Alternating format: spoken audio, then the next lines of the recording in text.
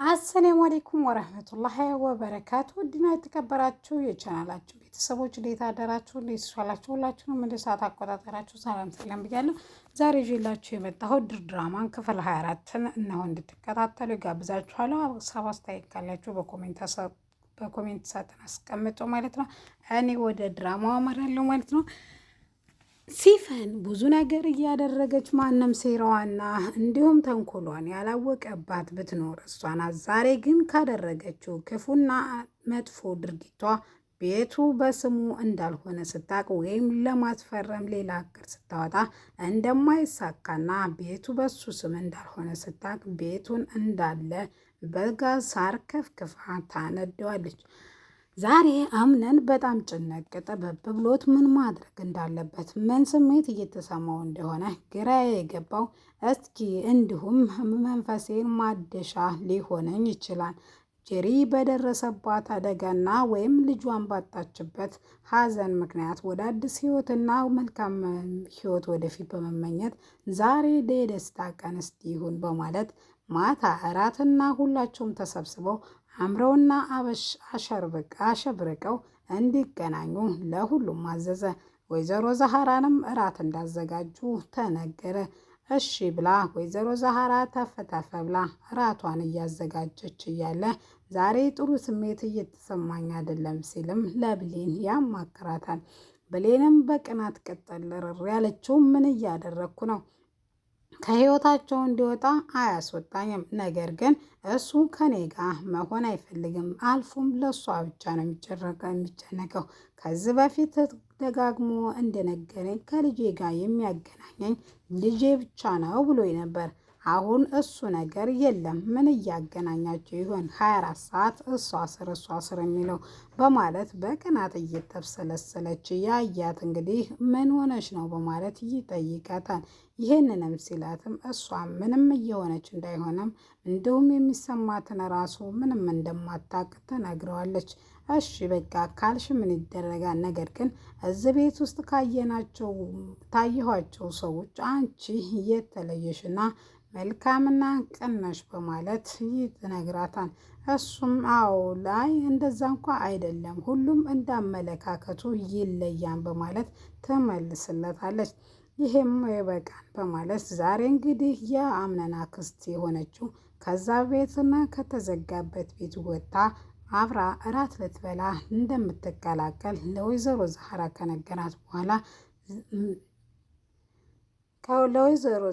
ከነገራት በኋላ ሜርሲ ደግሞ እንደ ወትሮ ራሷን ማበጃጀቷና መቁላላቷን ፈጽሞ አላቆመችም። የራቱ ግብዣ የእሷ የቀለበት ፕሮግራም ይመስላል።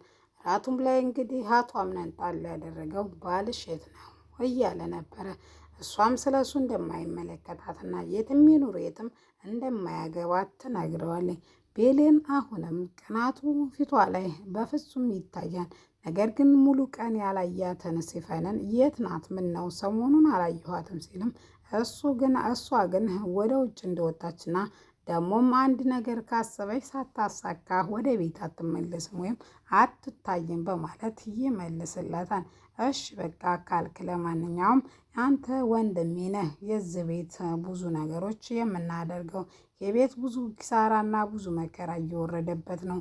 ይሄ ራት ፕሮግራም ተንግዶ ወዲያ ያለውን ህይወታችንን ቀለል ሊያደርግልንና እንዲሁም የባለፈውን ረስተን አዲስ ህይወት የምንጀምርበት ምዕራፍ የምንጀምርበት እንዲሆንልን በማለት ይነግረዋል።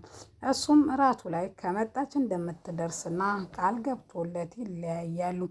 ምንም ያክል እንኳ ሜርሲ ክፉና መጥፎ ብትሆንም ነገር ግን የእህቷን ልጅ ወይም የወንድሟን ልጅ አምነን ለመጉዳት አታስብም። እሷ አብረን እየሰራን ነው ብላ ያመነችው ሜርሲ ሲፈንን እሷ ግን በራሷ ብዙ ነገሮችን ማድረግ ከጀመረች በጣም ቆይታለች። ቤቱ በስሙ ልታደርገው ብትሆንም ነገር ግን ስላተሳካላት አንድ እጅ እወጣለሁ ማለት በስልክ ትታወራ ሰምተዋተን ሁሉም። ነገር ግን ይሄን ያህል ለክፋት የገባች አልመሰላቸው። ለትዳር እንደ ማንኛውም ሴት አቶ አምነን በለቀቀው ሀሳብ መሰረት ልትጎዳደር ገብታ ቤቱን፣ እናቱን፣ አክስቱን ብሎም ልጁንና ሌላም የራሱን ቤት ድረስ ድርጅቱን ግማሽ ፐርሰንቱን ብቻ ብዙ ነገር እኔ እናቱ በጭካኔ እናቴን ስገላት አለ እናት ማንም ሰው አለሽ በማይለይ ብቸኛ ሆነው ማደግን እሱ እኔ ነኝ የማውቀው። አሁን ደግሞ ሀብትን በቤተሰብ ውርስ ሳይሆን ራስ ጥሩ እንዴት ማምጣት እንዳለበት መማር አለበት። ዋጋ ሁሉም መክፈል አለበት። እናቴ ላይ ላደረሱት ነገር ግፋቸው ይሄ በቀላሉ ነው በማለት ተመልሳለች። ከዚህም ሲፈን የበለጠ ልታደርግ እንደምችል ምንም ጥርጥር የለኝም። ሲፈን የእናቷን ሞት በእናቱ ብትበቀልም ነገር ግን እልኳና ንዴቷ እንዲሁም እስካሁን አልወጣለትም። ቤሌንና አምነን ምንም ሊግባቡና ሊነጋገሩ አልቻሉም። ምክንያቱም በየመካከሉ ከቤሌን ጋር በሆነበት ሰዓት ሜርሲ እንደዚህ በይ እያለች ከዚህ በፊት እንግዲህ ወይዘሮ ሞርዚንላ ከነሱ ጋር እንዳይገናኝ ወይም እንዳትገናኝ አድርጋን ነበረ። አንቺን አፋጣ ወይዘሮ ሜርሲ ሲፈንን ልድረው ነው ብላት ነበር። ነገር ግን ነገርየው እንደዛ አልሆነላትም። ምክንያቱም ስለታመመች እሷን ወደዚህኛው ወይም እሷን ትታ ወይዘሮ ሞርዚና ያለቻትን ረስታ ባጭሩ ተናግራለች። እንዲሁም መድኃኒት እንደወሰደች እና በመድኃኒት ምክንያት ልጁ እንደወረደባት ማንም ሰው እንዲያውቅ ስላልፈለገች ሜርሲ እንዳትናገሪ ወይም ለአምነን እንዳትነግሪው ብላ አስፈራርታታለች። ይህን ሁሉ እያደረገች ያለችው ወይዘሮ ዛሃራ ብታቅም ነገር ግን ትንፍሽ ብትል ጄሪ አደራ ብላ አስፈራርታት ነበረ። እሺ ብላ እሷም ተቀብላ ዛሬ ግን ወይዘሮ ዛሃራ በጣም ስላሳዘነቻት ወደ ወይዘሮ ሞርዚና ሄዳ ያደረጉሽ ሁሉም በጊዜው ሁኔታ ዋጋ ይከፍላሉ። ፈጣሪው የእጃቸውን ይሰጣቸዋል፣ ከአንቺም የበለጠ ያድርስባቸው በማለት አንቺ ግን እየተሻለሽ እንደሆነ ከሰው ጋር እንደምትቀላቀል ቃል ትገባላታለች። እሷም እሺ ብላ ቤሌንም እየተንከባከበቻት ራሷን እያተሻሸቻት ተረት እየነገረቻት የእናትና የልጅ የሚመስል ፍቅር ብዙ እያሳለፉ ያለ እሷ ግን እዛ ቤት ውስጥ ተዘግቶባት ብዙ ነገሮች እያሳለፈች በግጥም ቢሻላትም ነገር ግን ወይዘሮ ሜርሲ ላቶ አምነን ብትወጣ ልትሄድ ትችላለች፣ ልትሮጥ ትችላለች፣ ራሷ ላይ አደጋ ልታደርስ ትችላለች፣ ብሎም ባለፈው አደጋ እንዳደረሰችበት ልታደርስብንም ትችላለች በማለት እዛው ክፍል ውስጥ በር ተዘግቶባት እንዲቆይ ተደርጓል።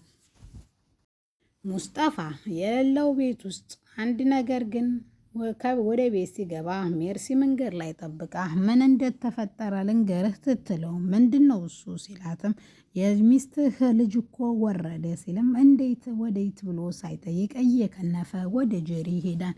ጄሪንም ልጅሽ እንደወረደ ልጃችን እንደወረደ ሰማሁ የሚስቴ ባል በማለት ወይም የሚስቴ በማለት ካላት በኋላ እሷ ምንም እንደማይመለከተውና የራሱ ጉዳይ ነው፣ እንደውም እንኳን ደስ አለህ እንዲወርድ ነበር የምትፈልገው ሲልም እኔ እንደዛ አይነት እንኳን እንዳንቺ ጨካኝ አይደለሁም በማለት ምንም ያንቺ ልጅ ቢወርድ እኔ የምጠቀመው ነገር ስለሌለ አልመኝም ያንቺ ልጅ እንዲወርድ በማለት ጥሏት ይሄዳን። ከዛም ሙስጠፋ ቤሌንን እንደ ሐቀኛና እንደ እውነተኛ ሴት በጣም ቀርቧትና ለምዷታል።